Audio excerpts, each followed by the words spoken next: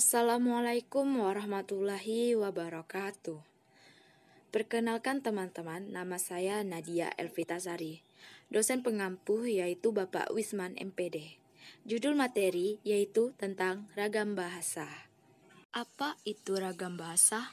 Ragam bahasa adalah varian dari sebuah bahasa yang menurut pemakaiannya.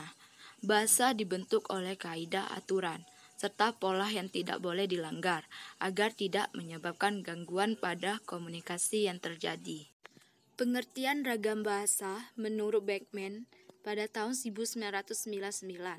Ragam bahasa adalah bentuk bahasa yang bervariasi menurut konteks pemakaian, yaitu topik yang dibicarakan, hubungan antar bicara, medium pembicara. Ragam bahasa tidak berfungsi sebagai atribut tetap seseorang pembicara bahasawan yang kompeten biasanya menguasai berbagai jenis ragam bahasa dan mampu menyesuaikan ragam yang dipakai dengan situasi dan tujuan berbahasa.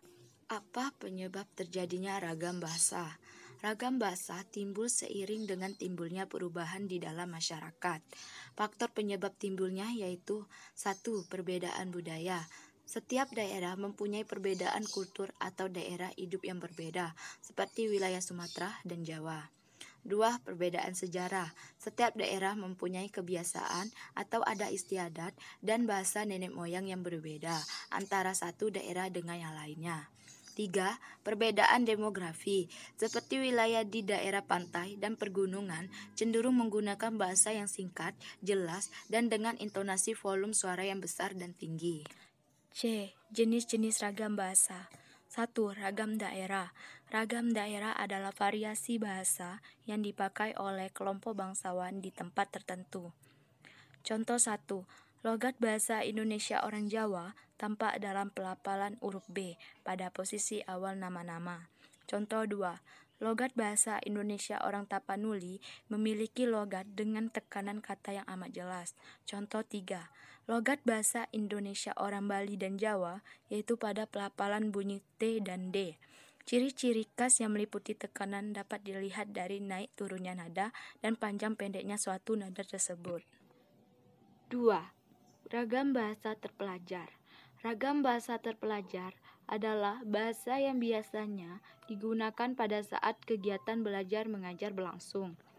Contohnya, yaitu penuturan bahasa orang yang berpendidikan dengan orang yang tidak berpendidikan akan berbeda. Orang berpendidikan kebanyakan menggunakan kata yang berasal dari bahasa asing. Contohnya, yaitu film, video, vitamin, fakultas, dan lain-lain.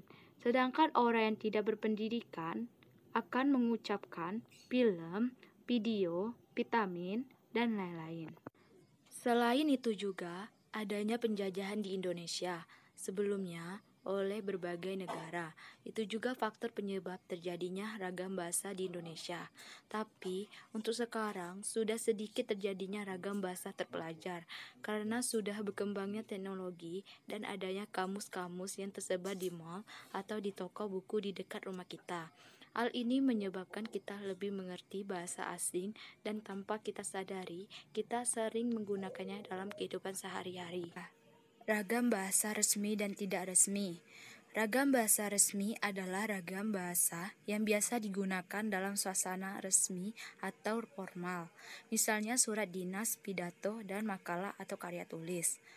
Ragam bahasa resmi biasanya menggunakan tata bahasa yang baik, lugas, sopan, menggunakan bahasa yang baku, baik itu dalam bahasa lisan maupun tertulis. Bahasa resmi atau formal adalah bahasa yang digunakan dalam situasi resmi, seperti urusan surat menyurat, bertutur dengan orang yang tidak kita kenal dekat atau lebih tinggi status dan pangkatnya. Bahasa resmi juga mempunyai ciri-cirinya tersendiri dalam penggunaannya, yaitu sebagai berikut. 1. Digunakan dalam situasi resmi. 2. Menggunakan nada bicara atau intonasi yang cenderung datar atau monoton. 3. Menggunakan diksi yang baku. 4. Menggunakan kalimat lengkap. Berikut beberapa contoh kalimat dalam penggunaan ragam bahasa resmi. 1. Saya sudah membaca surat kabar tersebut. 2. Saya sudah menyelesaikan pekerjaan rumah tersebut. 3. Ibu sedang menyiram tanaman. Ragam bahasa tidak resmi. Ragam bahasa tidak resmi adalah ragam bahasa yang digunakan dalam suasana tidak resmi. Misalnya, surat pribadi dan surat untuk keluarga atau yang berbentuk lisan. Contohnya dalam percakapan sehari-hari. Ciri-ciri ragam bahasa tidak resmi adalah kebalikan dari bahasa resmi. Biasanya digunakan oleh orang-orang yang akrab seperti antara teman dekat, antara orang tua dan anak, atau kepada kerabat dekat lain. Berikut ciri-ciri penggunaan bahasa tidak resmi. 1. Digunakan situasi tidak resmi. 2. Menggunakan nada bicara naik turun atau dinamis. 3. Menggunakan diksi yang tidak baku. 4. Menggunakan kalimat yang tidak lengkap. Berikut beberapa contoh kalimat dalam penggunaan ragam bahasa tidak resmi. 1. PR itu sudah aku selesaikan. 2. Aku sudah baca surat kabar itu. 3. Ibu lagi nyiram tanaman. 4. Ragam bahasa berdasarkan pokok persoalan. 1. Ragam sosial. Ragam sosial yaitu ragam bahasa yang sebagian norma dan kaidahnya didasarkan atas kesepakatan bersama dalam lingkungan sosial yang lebih kecil dalam masyarakat. Misalnya, ragam bahasa yang digunakan dalam keluarga atau persahabatan dua orang yang akrab dapat dikatakan sebagai ragam sosial.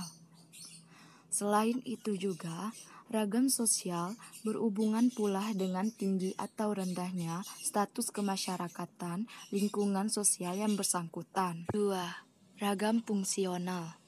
Ragam fungsional atau disebut juga ragam bahasa profesional adalah ragam bahasa yang dikaitkan dengan profesi, lembaga, lingkungan kerja, atau kegiatan tertentu lainnya.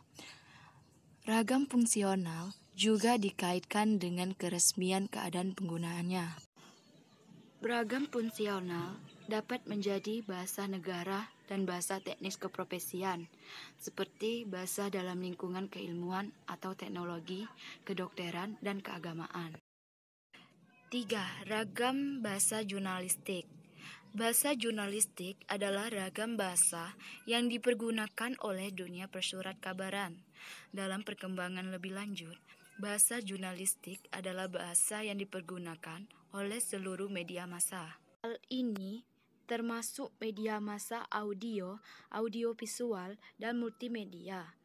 Ragam bahasa jurnalistik adalah salah satu ragam bahasa yang dibentuk oleh spesifikasi materi yang disampaikan. Ragam khusus jurnalistik termasuk dalam ragam bahasa ringkas. Ragam bahasa sastra. Ragam bahasa sastra adalah ragam bahasa yang dipakai untuk menyampaikan emosi dan pikiran.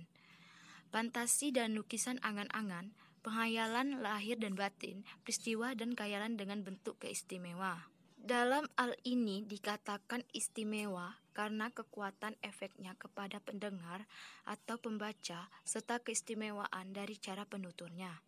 Bahasa dalam ragam sastra ini digunakan sebagai bahan kesenian di samping sebagai alat komunikasi. 5. Ragam bahasa politik dan hukum.